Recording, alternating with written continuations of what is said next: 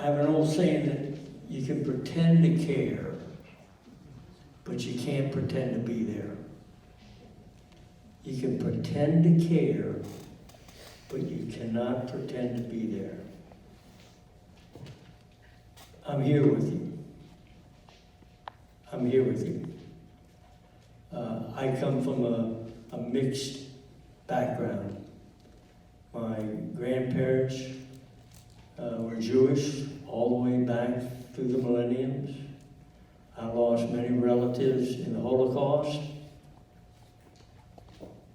My grandmother's name was Bess Zelensky, and she was from the Ukraine. So you look at maybe the President Zelensky may be my uncle. Who knows? But there's a deep, deep, abiding love of Israel and of the Jewish people that's resident in my heart. I'm also here because I'm pissed, with all due respect to the ladies in the audience.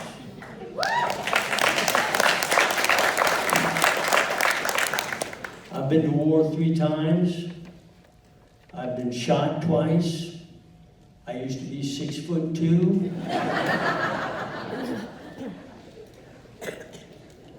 This wasn't war. I've never seen anything like this. This was barbaric. This was disgusting. This was one that raises an anger in me that my wife has now got me sleeping on the couch. It knows no bounds. I've been given 5 minutes to talk, and I've already used 1.5 minutes. So let me first lay out a little bit of strategic information that is going to be tied to Israel and tied to the United States reaction. About 6 years ago, 2018, the United States put out a national security document that called for a shift in our focus away from the Middle East to Asia. We were written in this document that the pacing threat was China and China's interface with Taiwan. And secondly, North Korea. Third, Russia. Fourth, Iran. And sure enough, our focus came off of the Middle East and went to Asia. And then all of a sudden, something happens in the Ukraine, and America starts to shift its focus. And what did they do? They started providing all kinds of military equipment, ammunition, artillery, tanks, billions of dollars. And then just a couple of days ago, we saw real barbarism, real war come to America's greatest strategic ally, the state of Israel. Israel is our greatest ally. And we saw them invaded. The response, I will tell you, surprised even me. The first thing that was done, as you all know, was they moved the carrier battle group, the forward carrier battle group, into the Eastern Mediterranean. Why was that important to me? Why was that important to you? Because Israel is America's aircraft carrier on land. It's right in the middle of the most dangerous area in the world, and you've given it to us. And we don't have to man it. We don't have to fuel it. We get to fly in and off of it without having to get airspace clearance. We can train with the Israeli Air Force. We can train with the Israeli Defense Force. It's our aircraft carrier. And in this instance, the United States said it's not enough. And they moved a carrier battle group in. Now you say, well, what's the big deal about a carrier battle group? First off, it's got a lot of bombs on it. And they're going to go into Israel almost immediately, because you're going to run out of bombs real quick. Two, it's got hospitals. You've got 4 Aegis destroyers. They have a capability to spot just about any kind of incoming system that you want. It ties right into Iron Dome. It's going to increase the capability of the IDF. It's going to provide them great intelligence. Iron Dome, a remarkable system. A remarkable system.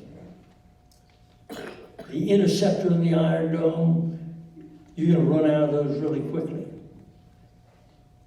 Israel sold a bunch of those interceptors to the United States Army.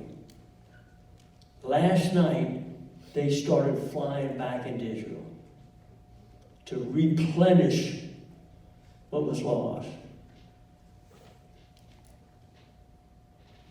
The third thing I would point out is that just as you've seen the anger in me, it pales to insignificance with what's felt by the IDF and by the Israeli people sitting there under the cone of fire.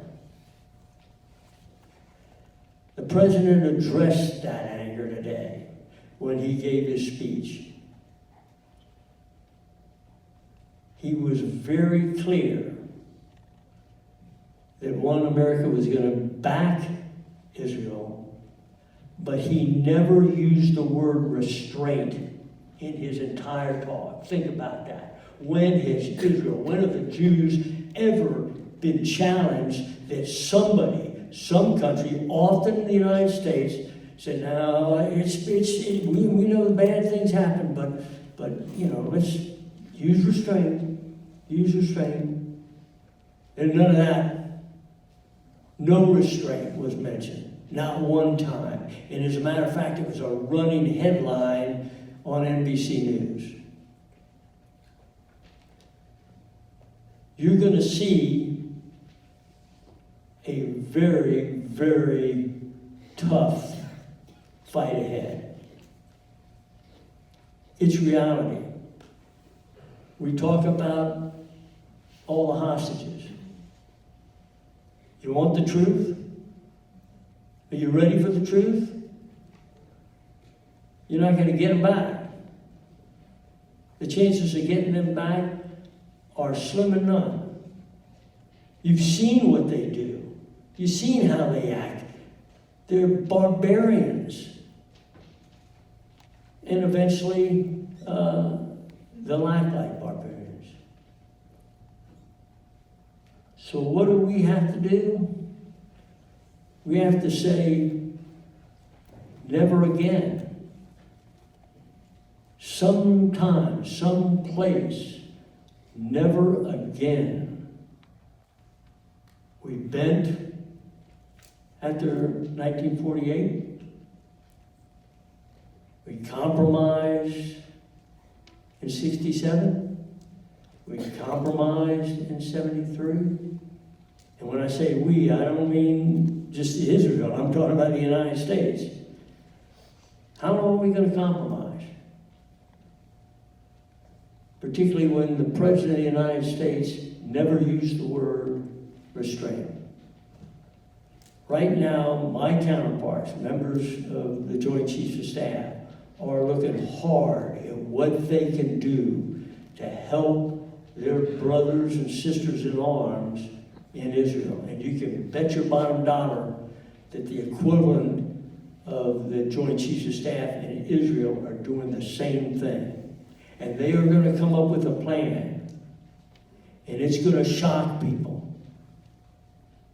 And so we have got to be prepared. And the last thing I'll leave you with is we have got to be prepared to understand that one of the greatest public affairs organizations in the world i.e.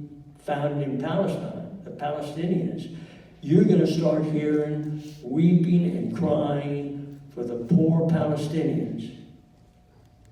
They knew who Hamas was. They can help. They got to stand up. If they don't, they're going to pay the price too.